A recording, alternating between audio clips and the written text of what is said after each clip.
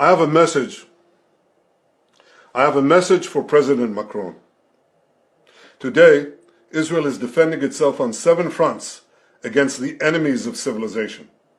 We're fighting in Gaza against Hamas, those savages who murdered, raped, beheaded, and burned our people on October 7th. We're fighting in Lebanon against Hezbollah, the most heavily armed terror organization in the world, which was planning an even greater massacre than October 7th on our northern border, and that has rocketed Israeli towns and cities for nearly a year. We're fighting against the Houthis in Yemen and the Shiite militias in Iraq and Syria that together have launched hundreds of drones and missile attacks against Israel. We're fighting against terrorists in Judea and Samaria who are trying to murder civilians in the heart of our cities.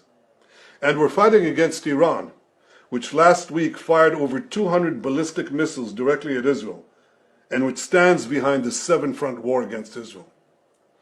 As Israel fights the forces of barbarism led by Iran, all civilized countries should be standing firmly by Israel's side.